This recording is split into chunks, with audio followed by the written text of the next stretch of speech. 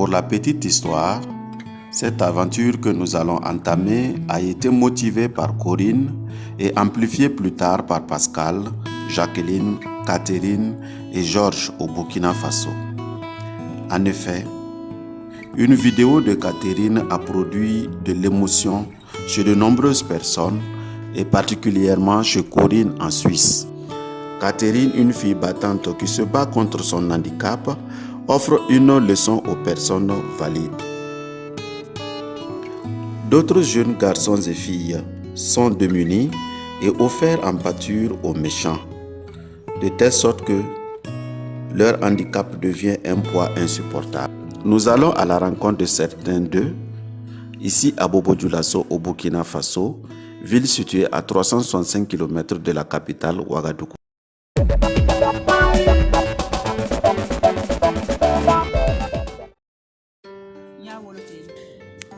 La naissance de Stéphane a été très pénible. J'ai perdu toutes mes forces ce jour, à tel point que je fus incapable de pousser. Quand il est sorti de mon ventre, on l'a déclaré mort. Mais grâce aux efforts d'une tante qui a appliqué de nombreuses pratiques traditionnelles de réanimation, il a enfin éternué et est revenu à la vie. Seulement cet accouchement lui a laissé de graves séquelles qu'il traîne toujours jusqu'à nos jours. Je l'ai inscrit à l'école et depuis lors, il va de progrès en progrès. C'est là-bas qu'il a même appris à s'asseoir. Je dois toute ma reconnaissance à cette école.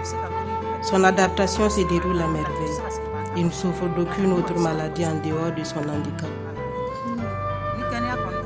La mère de Stéphane, qui est devenue veuve depuis une dizaine d'années, fait un petit commerce pour subvenir aux besoins de ses 3 enfants, dont Stéphane, l'aîné des 3.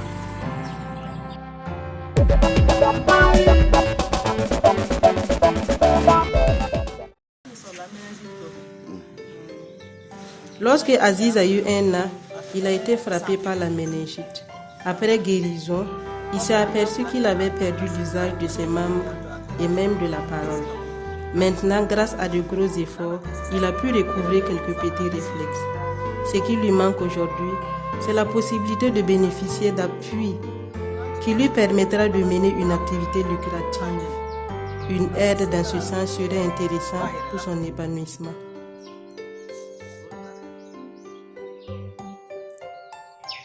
Pour aider son époux hémiplégique, la maman d'Aziz vend du bois de chauffe dans sa cour. Aziz est un moniteur dans une école de sourds-muets. Il participe bénévolement aux côtés de professionnels pour l'encadrement des handicapés.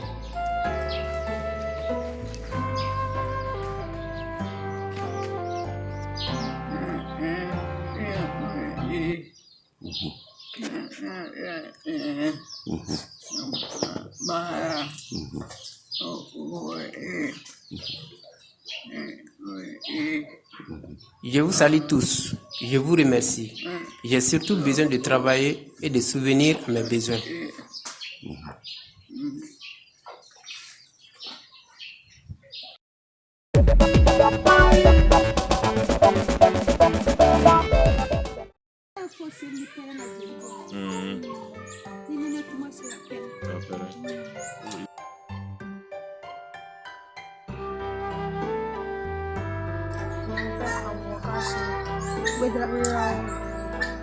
Classe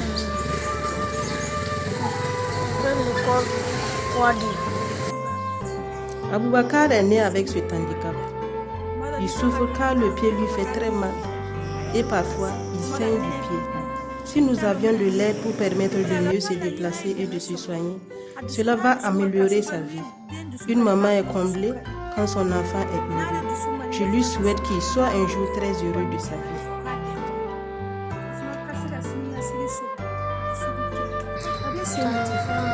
Ça se fait mal.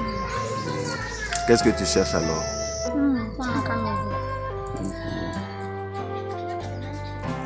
Pour aider son époux à prendre soin de ses 6 enfants, la maman d'Aboubacar vend des condiments devant sa concession.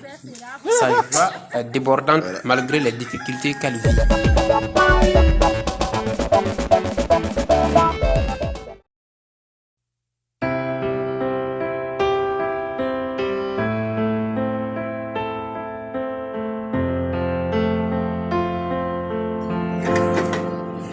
handicapée depuis le bas âge, mais elle n'est pas née avec l'handicap.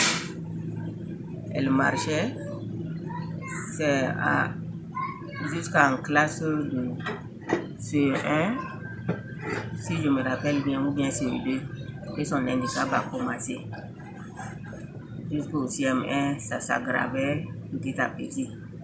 Mais c'est pas aussi qu'elle est tombée malade et puis à la guérison, on a vu l'handicap là. C'est venu comme ça, au fur et à mesure qu'elle grandissait, on constatait qu'elle était handicapée. Donc jusqu'au CM2, ça s'aggravait. C'est là maintenant on a commencé à essayer de voir dans les centres médicaux si on pouvait faire quelque chose pour elle. Bon, vu la situation, le coup n'était pas facile. Bon, on a cherché de l'aide auprès des sœurs religieuses qui étaient au secteur 22. C'est grâce à ces sœurs-là même qu'elle a eu le vélo là. Malgré son handicap, elle n'a pas hésité une seconde à aller à l'école. De CM2 jusqu'à l'université aujourd'hui, elle n'a jamais fait 2 fois une classe. Et aujourd'hui, elle est orpheline de père et de mère. Donc, depuis la mort de ses parents, elle est avec moi.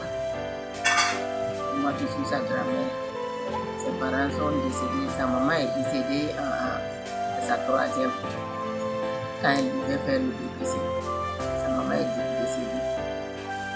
Et malgré ça, elle a pu avoir le BPC là depuis. Pour continuer à aller en terminale. Elle a fait le bac, elle a eu ça aussi depuis.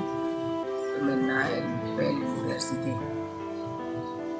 C'est à l'université qu'on a failli jeter l'éponge par faute de moyens. Parce qu'avec son vélo là, elle ne pouvait pas aller à l'université avec ça. Et même s'il y a les cars pour l'amener à l'université, il faut quelqu'un pour la porter, aller mettre dans le car et arriver aussi, la porter, descendre, aller déposer dans la classe. Tout ça là, c'était devenu compliqué pour moi. Donc vraiment, à ce moment-là, j'ai failli la dire de ne plus continuer parce que je ne pouvais plus. Bon, on a essayé de continuer malgré tout ça.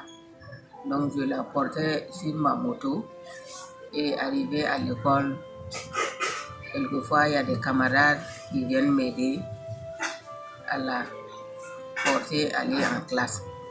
Et à leur sortie aussi, il faut que j'aille à l'école là-bas pour l'amener encore tous les jours. Donc j'étais vraiment fatiguée. Vu mon âge, je n'ai pas de force aussi pour la prendre mais sur une moto.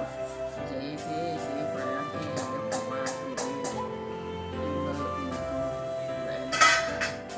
Les moyens ne m'ont pas permis. Moi, c'est Lulu Awa, étudiante en 3e année de droit. Voilà. Qu'est-ce que tu attends pour évoluer dans ce que tu fais? Du soutien dans mes études, puisque je compte m'arrêter à la licence. Et si j'ai le moyen, en tout cas, je compte continuer jusqu'à, pourquoi pas, au doctorat. Et qu'est-ce que tu penses de ton handicap? Ça te pose un problème? Pas vraiment. Si au début quand même dans ton histoire.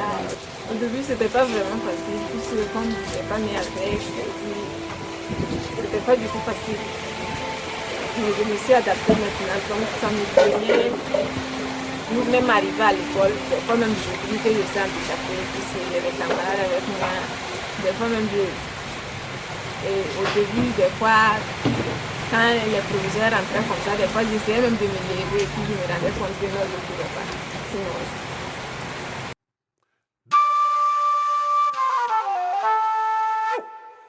Whoop, whoop, whoop.